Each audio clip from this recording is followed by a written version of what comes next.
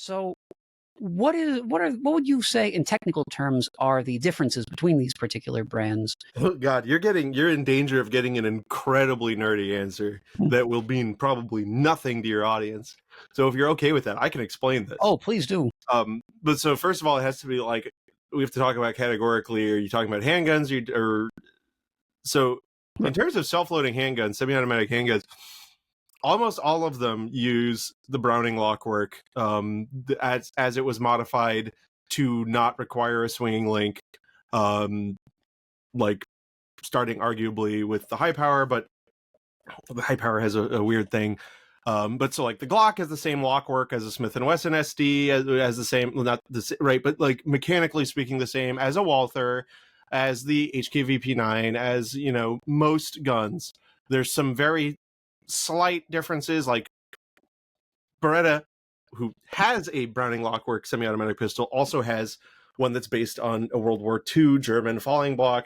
So like the most important distinction is I'd say in a semi-automatic pistol, when it's from a lock breech, which if it fires a real caliber, it's lock breech, is going to be what the locking mechanism is and the trade-offs there. But since most of them use the same one, it comes down to material quality and really the workmanship.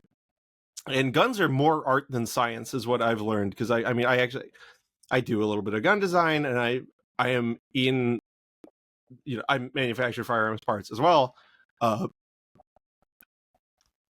Almost everyone is using the same steels for the most part, right? They're getting them from different places, but like the material science has gotten pretty good. What it boils down to is how much variance are we going to accept as a company? And so like you'll see a Taurus come out. I'm talking about their semi-automatics, right? Their revolvers are actually pretty good because revolvers wind up, pretty much every revolver has to be hand fit. But in terms of semi-automatics, you'll see the Taurus and the Smith & Wessons and stuff, kind of like you'll be able to substantially see a difference in the fit between one and another.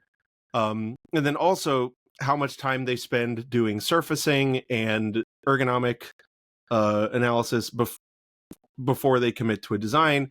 And so like in terms of ergonomics, like you have horrifying the bottom of the barrel, like Springfield dog shit that is not designed for a human hand, and like fight me if you disagree. And then I think and then there's companies who are like, oh, the end all be all was the 1911, so they base everything around the 1911 grip angle. And then you've got me, who's a weirdo, who's like, oh, it's actually a blend of the 1911 and these other designs and these other, like, and so the Walthers actually have the best grip angle, but then sometimes so it's all corks. So all that to say, it's all bullshit. So like I can sit here and nerdily argue why the Walther P99 is the greatest service weapon ever designed, but it's greater by like 1% than the Glock, which is greater by like 0.25% than the Smith & Wesson, which right.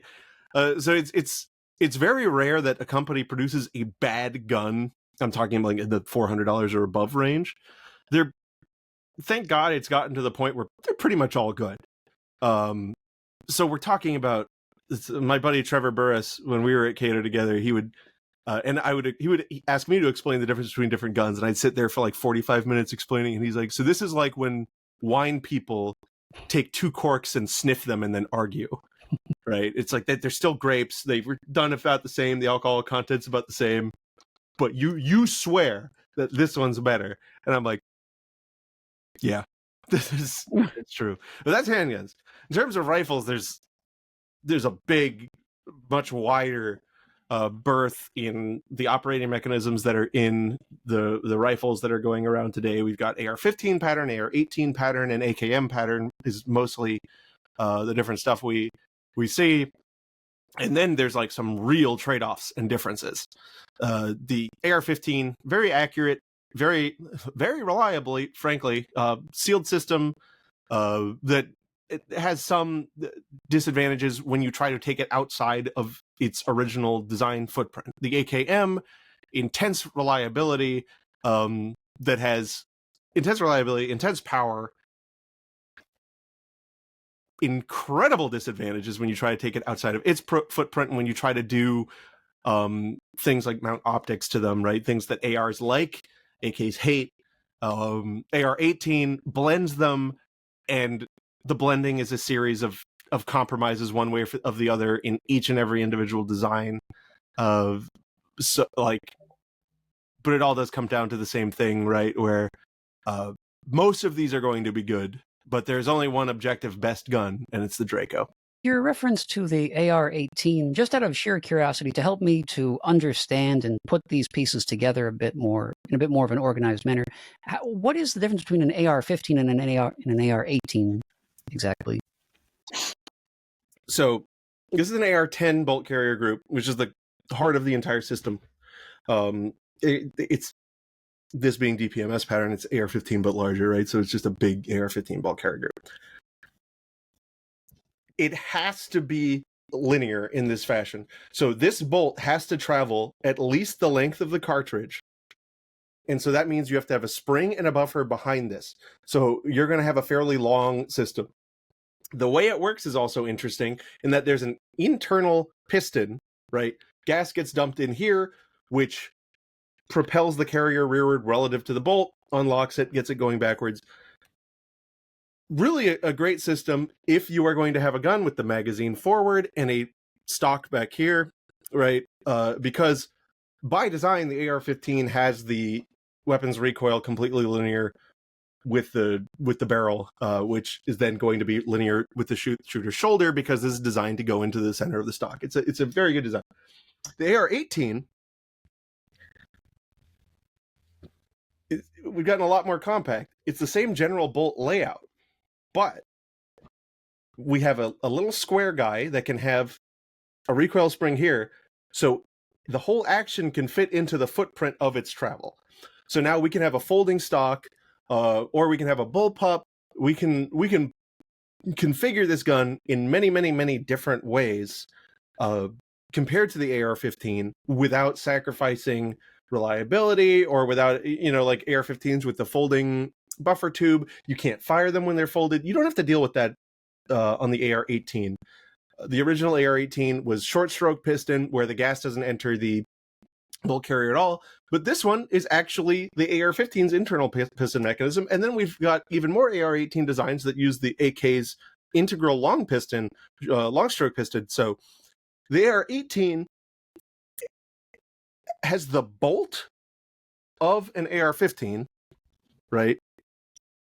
See, it's the same thing, but it can fit into whatever package you want.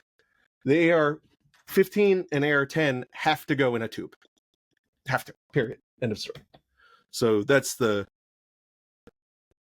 big distinction there. And it's a lot easier to design something for the 18 because it can just sit in any square. Like, you can make it sit in square, you can round the top of it, you can have it sit in a U channel. It's just a lot more adaptable to a completely different footprint of firearm. So like the bullpups, it's a terrible gun, but the British SA-80, the prototype was literally an Armalite AR-18 that they were like, what if we put it back here? And they actually, I'm not saying they made a new one. It was just like they took an AR-18 and then just like took the stock off and put a butt pad on it, and they were like cool and clapped their hands, and then they completely fucked up copying it. That's how the AR-18 fits. Like the G36 is an AR-18. The AUG, to a lesser extent, is an AR-18. Like the FNC is almost an AR-18, right? There's actually a meme that it's like every military weapon after the AR-15, and it's a Captain Crunch box that says "Oops, all AR-18." So, but yeah.